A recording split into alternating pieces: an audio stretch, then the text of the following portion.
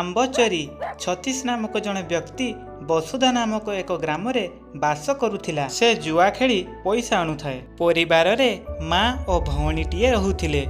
ଦିନେ ଛତିଶର ଘରକୁ ତାର ମାଉସୀ ପୁଅ ଭାଇ ଆସି ରାହୁଲ ପହଞ୍ଚିଲା। ଛତିଶକୁ ଘରେ ନ ପାଇ ରାହୁଲ ଛତିଶ କୁଆଡ଼େ ଗଲା ବୋଲି ମାଉସୀକୁ ପଚାରିଲା। ଛତିଶର ମା କହିଲା, ଯାଇଥିବ କୋଉଠି ଜୁଆ ଖେଳ ହେଉଥିବ, ତାର ବା ଆଉ କ'ଣ କାମ, ତାକୁ ଯେତେ ମନା କଲେ ବି ସେ କ'ଣ ଆମ କଥା ଶୁଣୁଛି। ଛତିଶର ସବୁ କଥା ରାହୁଲ ଶୁଣିଲା। ଠିକ୍ ଏତିକି ବେଳେ ଛତିଶ ଆସି ଘରେ ପହଞ୍ଚିଲା ଏବଂ ରାହୁଲକୁ ଦେଖି କହିଲା, ଆରେ ରାହୁଲ, ତୁ କେତେବେଳେ ଆସିଲୁ? ଏଇ ତ ଘଣ୍ଟାଏ ପୂର୍ବରୁ, ହେଲେ ତୋର ତ ଦେଖା ନାହିଁ। ମାଉସୀ କହୁଥିଲେ ତୁ କ'ଣ ସବୁବେଳେ ଜୁଆ ଖେଳରେ ସମୟ ଦଉଛୁ? ତୁ ତ ଭଲ ଚାକିରି କରିପାରିଥାନ୍ତୁ, କାହିଁକି ଏ ଖେଳରେ ସମୟ ଦଉଛୁ? ଦେଖ ରାହୁଲ, ଦିନ ରାତି ମୁଁ ପରିଶ୍ରମ କରିପାରିବି ନାହିଁ, ଅଳ୍ପ ସମୟରେ ଅନେକ ଟଙ୍କା ରୋଜଗାର କରିପାରୁଛି। ସମସ୍ତେ ଯଦି ତୋ ଭଳି ଚିନ୍ତା କରିଥାନ୍ତେ ତେବେ କେହି ବି କାମ କରିନଥାନ୍ତେ। ସମସ୍ତଙ୍କ କଥା କହିପାରିବିନି, ମୁଁ କେବଳ ମୋ କଥା କହିବି। ଠିକ୍ ଅଛି, ଆମେ ଦୁହେଁ ଗୋଟେ ସର୍ତ୍ତ ରଖିବା। ଯଦି ମୁଁ ଜିତିଗଲି ତେବେ ଏସବୁ ଛାଡ଼ି କାମଧନ୍ଦା କରିବି। ଆଉ ଯଦି ମୁଁ ଜିତିଗଲି ତେବେ ମୋ କାମରେ କେବେ ବି ବାଧା ଦେବୁନି। ଠିକ୍ ଅଛି, ଓକେ।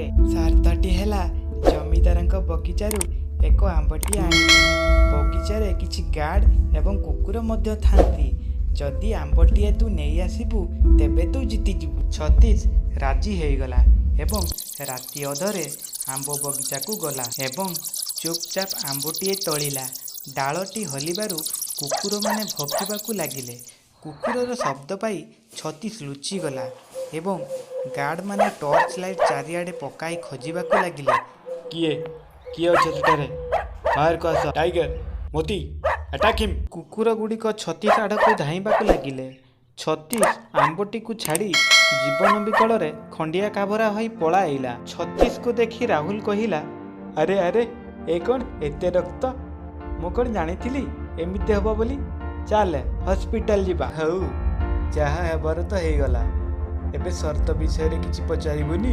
ହେ, ସେ କଥା ଛାଡ଼େ, ମୁଁ ଜୁଆ ଖେଳ ଛାଡ଼ିବା ପାଇଁ ସର୍ତ୍ତ ରଖିଥିଲି। ରାହୁଲର ମନୋଭାବକୁ ଦେଖି ଛତିଶ ବଦଳିଗଲା। କେତେ ଭଲ, ଆଜିଠୁ ମୁଁ ଜୁଆ ଖେଳ କେବେ ବି ଖେଳିବିନି, ଇଜ୍ଜତ ସହକାରେ କାମ କରିବି।